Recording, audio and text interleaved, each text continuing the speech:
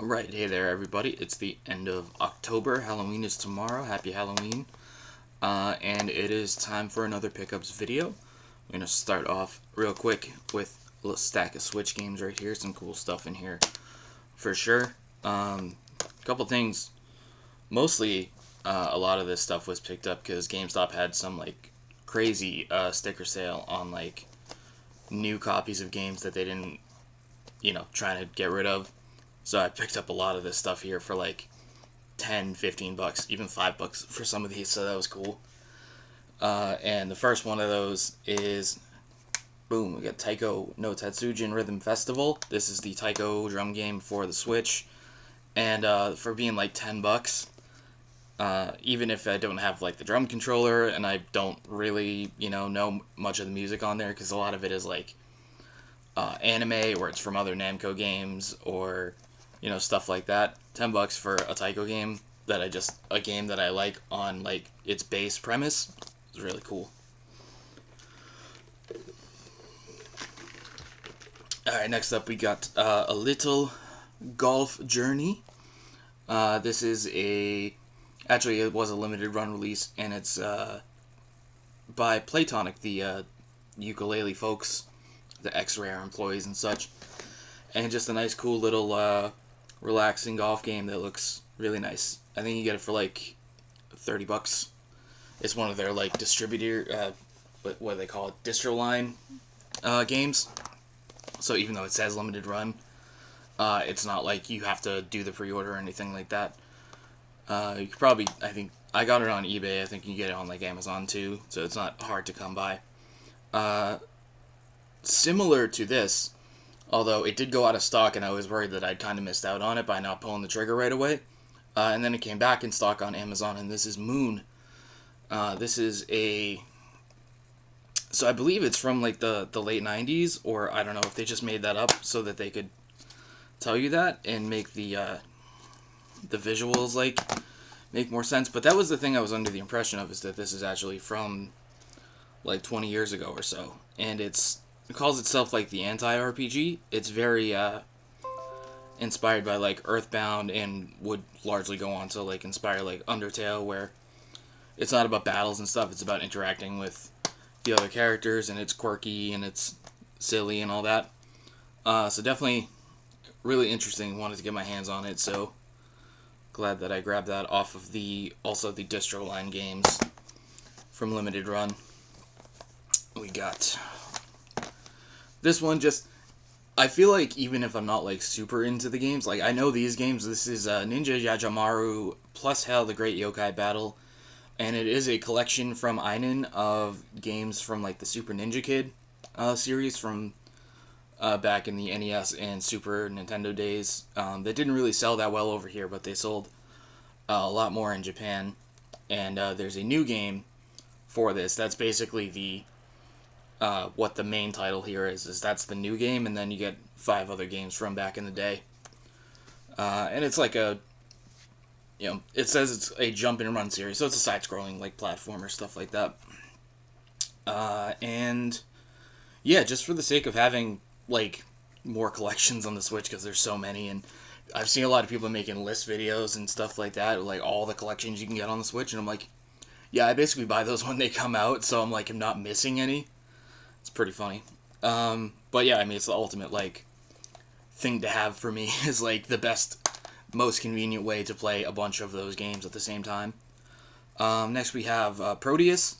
This is a Humble Bundle release, and this is a boomer shooter that self-describes as a boomer shooter. It's really fast and aggressive and everything like that. I've like really enjoyed picking up as many of these boomer shooters as I can. Although they've been like I've played a handful of them, and then there's like, for every one that I actually play, there's another one that I like haven't made the time for, or that I'm like, well, I'm gonna take a break from doing anything like that. Like Bolt Gun, and then Quake 2 came out at the same time, and then this is Prodeus, and I feel like I'm missing something there. But I mean, yeah, there's a ton of those, but I do like that it's a game that like proudly proclaims on the back of it, like, this is the boomer shooter that you've been waiting for. So that's pretty cool. And lastly, This is a wild card football. This one's actually pretty interesting to me. Wild card football, it probably doesn't look very interesting to most people. But this came kind of out of nowhere, and I started seeing trailers and stuff for it. So, if y'all remember NBA Playgrounds, which got 2 entries, one like really really early on in the Switch, and then one that got like a physical like a year after that, and then there's like they still sell it, and there's not been like no major updates or anything like that for it. There's been no new title or anything. But Saber Interactive made this game, Wildcard Football, under the Playground Sports banner, which it has on the back here. And I'm really shocked because they have the NFLPA license. They don't have the NFL license, but they do have the Players Association license, which I didn't think they'd be able to get, regardless of whether it's separate from the NFL one. And I like this game. It definitely wants to be a lot like, NFL Street, as far as like the setting and the way that the players dress and act and everything, but with a lot of the playgrounds like stuff, the way that they put that stuff in the 2K Playgrounds game. The thing is, I feel bad for it because they are, without the real NFL license, they are extremely limited with what they're allowed to do. So I think that they came up with some ideas and they either weren't allowed to do as much with it, and part of that might have just been budget too. But I think one thing that's really missing from this game, if you compare it directly to the Playgrounds game, is that there's no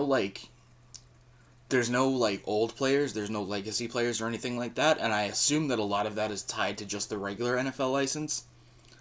It misses out on the chance to do a lot of exciting things, and I think that the Playground series in general has that too, where they're like, I don't know, they hit like a glass ceiling of like how crazy they can get.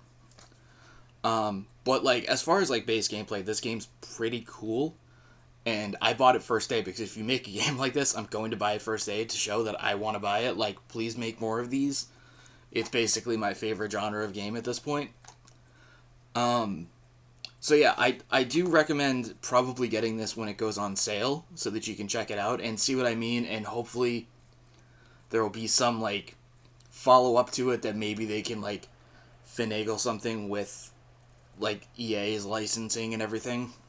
I don't know what's going to happen with that. But yeah, it's a pretty cool game. I wish there was more to it, but I think it's not really their fault. I spent like 2 minutes talking about that because it's like out of all these 6 games here, like the only one that I played for more than like 20 minutes was that game. So I have a lot more opinions on it. And one PSP game here. This is Rush. The full title is just Rush. It's, of course, from the San Francisco Rush.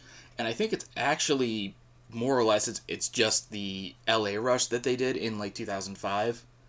But this was, like, $5 or $6, so I picked it up regardless, because I do already have that, I think, on Xbox. But just for the sake of, like, games that I like the series from the N64, and, like, following up on them, like I do when I do reviews, I make sure to, like, put that there's other games that followed this, or that there are games like this nowadays, or something like that. And I really do like that LA Rush exists, and then this, whatever differences it has, does as well. And I also realized that I really want to pick up Cruis'n Velocity. It was a game for the Game Boy Advance. There's 2 other cruising games between the 64 era and Blast, and one of them's a Game Boy Advance game. So I'm on the lookout for that one for sure, because I forgot it existed. I've got 3 Xbox One/Series games. They're games in green Blu-ray cases, whatever the hell you want to call them. One of them is strictly a Series X game. This is the EA Sports PGA Tour that I think a lot of people are not realizing exists at this point because it's so similarly titled to PGA 2K23. It does just say PGA Tour if you don't realize that EA Sports is supposed to be part of the title. But they've got the Masters license, and the weird thing about this is I actually can't play this yet because this is strictly a Series X disc, but it was also part of that sale from GameStop that I capitalized on because I've been keeping my eye on this. I think it's down to like $40 at retail, but $10. I don't think it's gonna hit that for a long time if it ever does.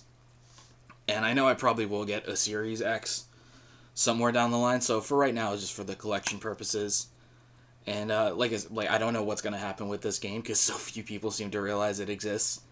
PGA 2K23 is getting a lot more push and a lot more marketing, and I think this is really falling by the wayside. But I'm really interested because it's so weird that the only sports game that has actual competition in it right now is golf. Because everything else is like, Madden is a monopoly, NHL is a monopoly, like the actual licensed sports games. But golf has two competitive games right now, and one of them is clearly winning. And then we've got, these are more Xbox One games that I could play. I think this was $5. So that's why I got this dull, dreary piece of crap that people don't seem to be enjoying very much. It's the Saints Row reboot, which is a series that I've not played any of yet. And I keep telling myself, like, do you want to start at the beginning where it's more like GTA, or do you want to play the silly stuff? And I never know where I want to start, and I just don't.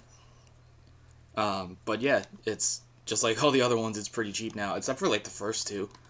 But yeah, this was like $5, so I was like, do you want to start with a bad one so that you know like where the bottom is? And then lastly for Xbox, this is cool. The Doctor Who, this is the Doctor Who like 2-pack. I'm actually like, I have a weird relationship with Doctor Who because I've not watched it in 2 runs of Doctors at this point. But I was like kind of looking at this for a while, and I always wonder with all these Doctor Who games that exist, and they mostly don't get released in the US, I'm like, are they actually good or not? Because that's a big thing. And with this 2-pack, which I think was like $15, the one that people said was actually good, I thought was interesting, was the one that doesn't actually really have the Doctor in it much, which is Lonely Assassins, more or less, is based on my favorite episode, which is Blink. And then, they go on and they ruin the angels and everything like that, and, that's how that show goes. So this has 2 games. One of them I've heard isn't as good, the Edge of Reality one with Jodie and with my boy David Tennant in it. And with Doctor Who, I might be getting back into it because David Tennant's back for like a year or so. I'm still not 100% clear on the situation, but I know that he's technically back. But yeah, if I play either one of these anytime soon, it's going to be this one with the angels in it. But we'll see if any of them are good at all, because like I've literally never heard that any of the Doctor Who games are like really good or anything. I'm gonna move this here and we'll finish up with a bunch of newer PlayStation games. This is the Super Rare Games horror mixtape. I bought the indie mixtape, whatever the hell they call them, the mixtape of a bunch of indie games that they put on a USB drive that looks like a cassette. I'll show you like this, like that. I bought 2 of them and I haven't really like played them. I just thought it was cool to collect them, have a bunch of indie games on something physical, and I wasn't gonna buy another one except that this one is all horror games that they just released for Halloween, and I was like, all right, cool, I'll get that one too. Yeah, that's fine. So that's all that really is. Like, I don't know if I'm gonna play that anytime soon, but it was like, okay, they're all indie horror games. That sounds awesome. Another PC game here. This is like strictly for collection purposes. This is a 2-pack of the old, I want to say IBM, old PC basically, Lord of the Rings and Two Towers games that is just not the style of game that I'm ever gonna play. I know that for sure. But I put it on my Tolkien shelf that's like in the kitchen dining area over there, and it looks really nice. These original artworks on the back there are super cool. So yeah, I just thought this was awesome.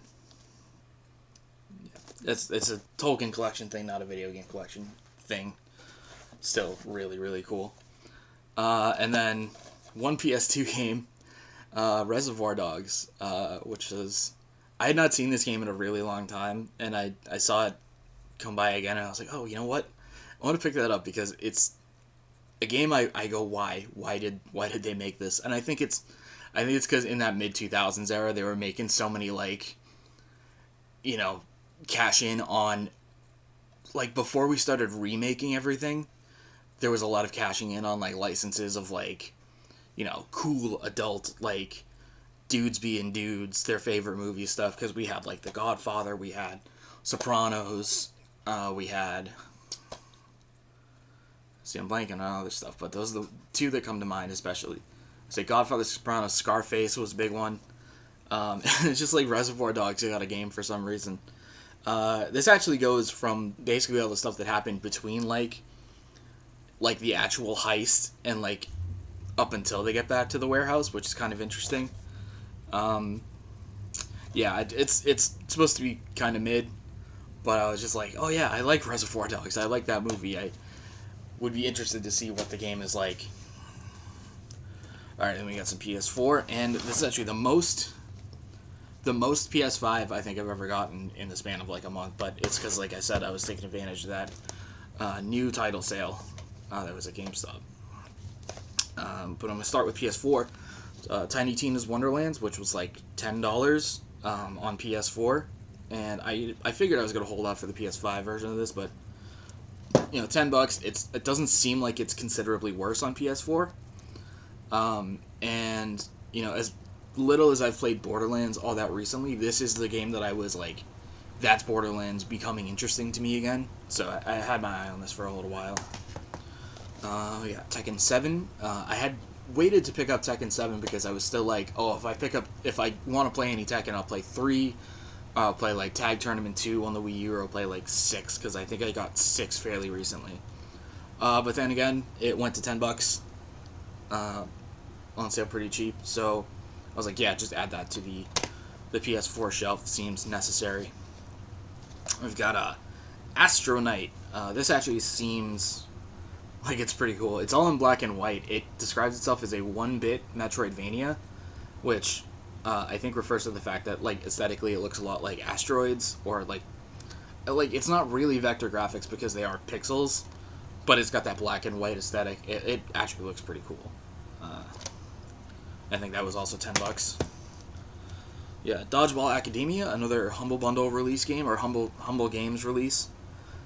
This is similar to Golf Story, and I haven't really played that much of Sports Story. I feel bad about that, but it hasn't grabbed me the same way. This is basically a Golf Story type of game with a dodgeball school type of thing. It says story-based RPG, epic battles, so on and so forth. I again think that was like $10. And then last for PS4, this is a remake of Risen, THQ's like fairly obscure published RPG from like 2006, I want to say. And it says it's been heavily reworked, so I think I have this on 360 and I've never played it, and I have at least one of the other 2 games in the series. But this was literally $5, and I was like, that's pretty cool, actually. Like, if it's supposed to be considerably better than playing the other one on a console, that's pretty cool.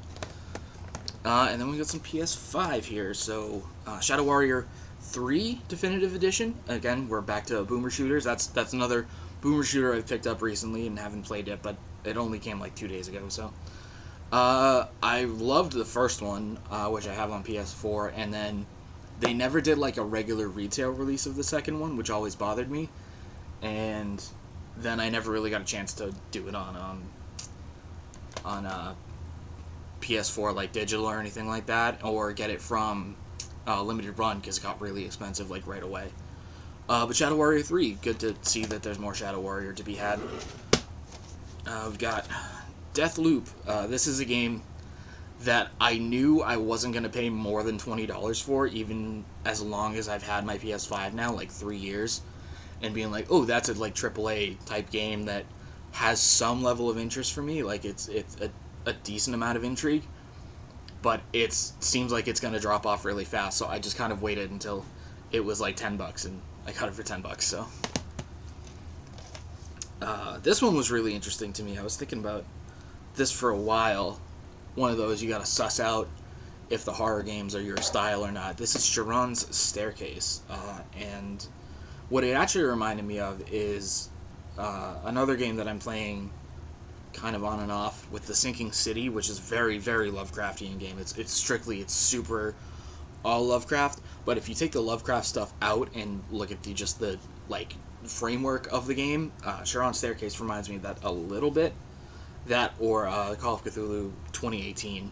So some people said this was really good. Some people said it was really bad. I thought it was interesting, and I think people may or may not know what they're expecting here. So that's pretty cool. R-Type Final 3 evolved. I have not really played either of the other two, but I will make sure that I get my hands on the R-Types when they're coming out with new games. There's a tactics game coming out at some point this year, I think, so that'll be really cool too. Not as big of a package as the Final 2 for the Switch that I got, but this has a soundtrack and a manual, or art book rather, so that's nice. And I don't think that got a Switch release either, or if it did, it was very delayed, so didn't. And then lastly, we got NBA 2K23. I have a couple of 2Ks here and there, but I mostly just kind of picked them up really cheap for the covers, like 2K18 Legend Edition with Shaq on it, or 2K17 with Kobe on it. And I haven't really played them. 2K13 for the Wii U, I have that one too, because it's on the Wii U. This person, I had to look up who this was. So it wasn't about the cover, it was actually because they put in a mode starting with the next-gen versions of 2K23, which I think I got for like $15, called the My Eras mode, which is exactly what I want, because there's no games that go as far back as the 80s Larry Bird era, which I've gotten especially into because of Winning Time, which I think is over, I guess. It kind of rushed its way to the end. I don't know if anybody's watched that, but it was a really good show until like the last 2 episodes. But I found out about this from the Fumble Dimension. You should check out the Fumble Dimension if you have any interest in sports video games, where they're doing My Eras mode, and they're doing simming through it, and they're accepting every proposed rule change at the end of the season, which has destroyed the entire NBA history over the past 30 years. 30 to 40 years, actually, yeah. So I've been doing a little bit of that. I play it a little bit. And I mostly just sim it to see what happens. Kind of getting to like the end of like the first season that I did with the Celtics. So yeah, I actually bought this to play it, and I've played it a little bit. And when you haven't played any of these games before, it's really, really impressive. But I know that if I'd been playing it for like 10 years straight, I'd probably be really fucking tired of it.